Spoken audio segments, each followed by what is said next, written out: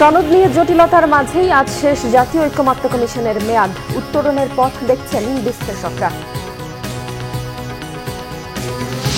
জনগণ কখনোই বিট্রেয়ারদের ক্ষমা করে না, জামায়াতের উদ্দেশ্যে বললেন মির্জা ফখরুল। আন্দোলনের সঙ্গীদের নিয়ে সরকার গঠনের আগ্রহ। ধোঁয়াশা তৈরি করেছে বিএনপি, অভিযোগ ডক্টর তাহেরের। এবার দাড়িপাল্লাকে সুযোগ দিতে হিন্দু সম্প্রদায়কে আহ্বান জানালেন মিয়া গোলাম পরওয়ার। দেখছিলেন ক্রাউন সিমেন্ট সংবাদ শিরোনাম। আজ শেষ হচ্ছে জাতীয় ঐকমত্য কমিশনের মেয়াদ। তবে এখন পর্যন্ত জুলাই সনদ নিয়ে কাটেনি জটিলতা। সরকার চাইলেই সনদের সুপারিশ অনুযায়ী এখনও জটিলতা কাটানোর সুযোগ রয়েছে বলে মনে করছেন রাজনৈতিক বিশ্লেষকরা। বিস্তারিত রিপোর্ট করছেন ইমরুল কায়েস। সংস্কার কমিশনগুলোর সুপারিশ বাস্তবায়নে গত 12 ফেব্রুয়ারি প্রধান উপদেষ্টার নেতৃত্বে গঠন হয় 7 সদস্যের জাতীয় ঐকমত্য কমিশন। এরপরই সংবিধান, নির্বাচন, প্রধানমন্ত্রী ও রাষ্ট্রপতির ক্ষমতায় ভারসাম্য সহ বিভিন্ন ক্ষেত্রে সংস্কার কমিশনের সুপারিশ বাস্তবায়নে রাজনৈতিক দলগুলোর সাথে আলোচনা শুরু করে কমিশন। বিএনপি, জামাত, এনসিপি সহ বিভিন্ন দল সংস্কার বিষয়ে নিজেদের অবস্থান তুলে ধরে। দলগুলোর সাথে আলোচনার ভিত্তিতে ঐকমত্য কমিশন প্রস্তুত করে বহুল কাঙ্ক্ষিত জুলাই সনদ। গত 17 অক্টোবর এতে সই করে বিএনপি, জামাত সহ 25টি দল। পরে 28 তারিখ জুলাই সনদের সুপারিশমালা প্রধান উপদেষ্টার কাছে হস্তান্তর করে ঐকমত্য কমিশন।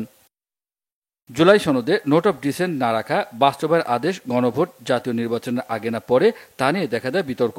তবে ঐকমত্য কমিশন যতটুকু করেছে তার প্রশংসাই করছেন বিশ্লেষকরা।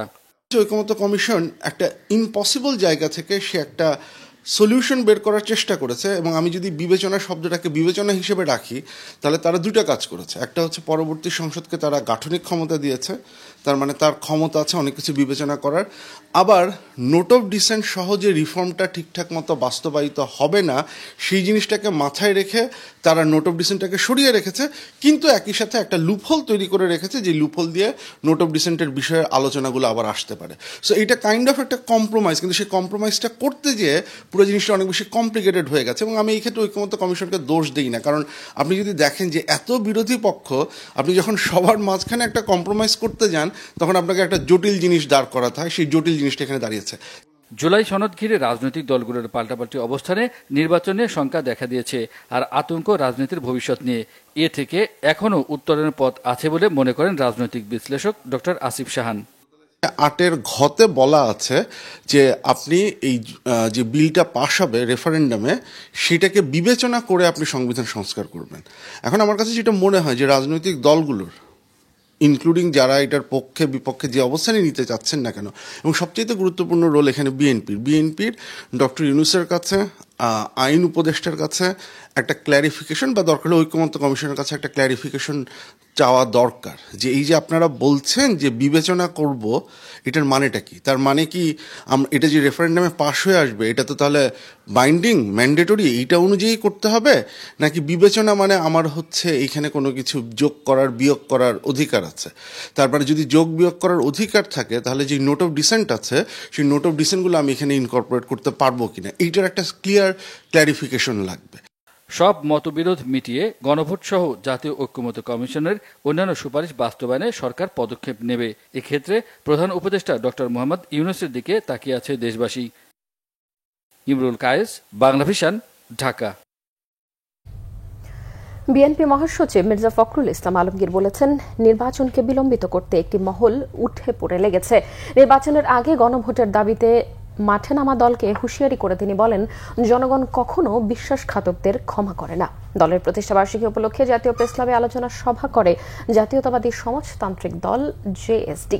এতে মির্জা ফখরুল স্বাধীনতা সংগ্রামে আসম আব্দুর রবের ভূমিকার কথা উল্লেখ করেন। বলেন, রাজনীতিতে আজকের সংকট তৈরি হয়েছে তা করেছে অন্তর্বর্তী সরকার ও জাতীয় ঐকমত্য কমিশন। বিএনপি সংস্কার চায় না বলে অনেকে জাতিকে বিভ্রান্ত করতে চায় বলেও অভিযোগ করেন তিনি। বলেন, বিএনপি সংস্কার চায় বলেই সনদে সই করেছে। আলোচনায় বিভিন্ন দলের নেতারা প্রশ্ন রাখেন, ঐকমত্য কমিশন কি নতুন করে দেশকে সংঘাতের দিকে নিয়ে যেতে চায়? ডক্টর মোহাম্মদ ইউনূস ও তার পরিষদ যা করেছে এর জন্য তাদেরকেও বিচারের মুখোমুখি হতে হবে বলে হুঁশিয়ারি করে দেন বক্তারা।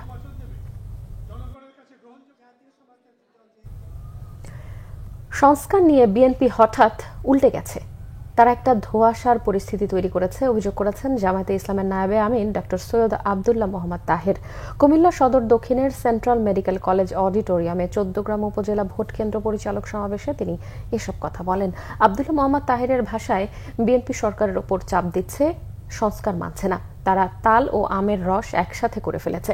এদিকে নভেম্বরে গণভোট ও জুলাই সনদ বাস্তবায়নের আদেশ দিয়ে ফেব্রুয়ারিতে নির্বাচন চেয়েছে দলের সেক্রেটারি জেনারেল অধ্যাপক মিয়া গোলাম পরওয়ার।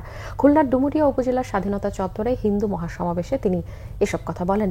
হিন্দু সম্প্রদায়ের উদ্দেশ্যে তিনি বলেন, লাঙ্গল, ধানের শীষ ও নৌকা দেখেছেন, এবার দাড়িপাল্লাকে সুযোগ দেওয়ার আহ্বান জানান তিনি। শীতের আগাম সবজির সরবরাহ বাড়ায় কমেছে দাম। কেজিতে 20 থেকে 30 টাকা কমেছে। অনেক সবজির দাম নেমে এসেছে 50 টাকার মধ্যে। সবচেয়ে বেশি কমেছে শিম, মূলা, ফুলকপি ও বাঁধাকপির দাম। প্রতি কেজি শিম 50 টাকা থেকে 70 টাকা, মূলা 30 টাকা। প্রতি পিস ফুলকপি, বাঁধাকপি বিক্রি হচ্ছে 30 থেকে 40 টাকা দরে। সবজির দাম কমার প্রভাব পড়েছে ডিম ও মুরগির বাজারেও। সপ্তাহের ব্যবধানে প্রতি ডজন ডিম মিলছে 120 থেকে 25 টাকার মধ্যে। কেজিতে 20 টাকা পর্যন্ত কমে সোনালী মুরগি বিক্রি হচ্ছে 260 টাকা থেকে 70 টাকা। 10 টাকা কমে ব্রয়লার বিক্রি হচ্ছে 160 টাকা থেকে 70 টাকায়। তবে এখনো চড়া মাছের বাজার। নিষেধাজ্ঞা শেষে ইলিশের সরবরাহ শুরু হলেও দাম আকাশচুম্বী। অন্যান্য মাছেও নেই সাধারণ মানুষের নাগালের মধ্যে। এদিকে কয়েক সপ্তাহ থেকে স্থিতিশীল রয়েছে চালের দাম।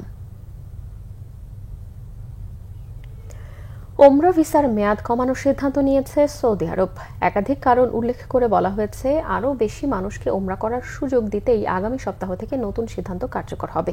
সৌদি আরবের গরমকাল শেষ হয়ে ঠান্ডা শুরু হওয়ায় ওমরা যাত্রীর সংখ্যাও বেড়েছে। এই জন্য কাবায় ভিড় কমাতে সার্বিক বিবেচনায় সৌদি হজ ও ওমরা মন্ত্রণালয়ের পরিবর্তিত এই সিদ্ধান্ত ঘোষণা করেছে। বিবৃতিতে বলা হয়, ওমরা ভিসার মেয়াদ 3 মাস থেকে 1 মাসে নামানো হচ্ছে। যেদিন ভিসা ইস্যু হবে সেদিন থেকে 1 মাসের মেয়াদ শুরু হবে। ভিসা পাওয়ার পর 30 দিনের ভেতরে সৌদিতে না গেলে ভিসাটি বাতিল হয়ে যাবে। গত জুনের শুরুতে নতুন ওমরার মৌসুম শুরু হওয়ার পর থেকেই এ পর্যন্ত 40 লাখ বিদেশিকে ওমরা ভিসা দিয়েছে সৌদি আরব, যা 5 মাসেরও কম সময়ের মধ্যে সর্বোচ্চ ভিসা দেওয়ার রেকর্ড। ওমরা ভিসার মেয়াদ কমালেও কেউ সৌদিতে গেলে তাকে 30 দিনের মধ্যেই ফিরে যেতে হবে এমন নয়। ভিসার 3 মাস থাকার অনুমতি থাকলে পূর্ণ মেয়াদেই থাকা যাবে, শুধু ওমরা করা যাবে না। দর্শক, এই ছিল এখনকার মতো। পরের সংবাদ সন্ধ্যা 6টায়। এর আগে বিকেল 5টায় রয়েছে নিউজ টপ 10 দেখার আমন্ত্রণ রইল। এতক্ষণ সাথে থাকায় ধন্যবাদ সবাইকে।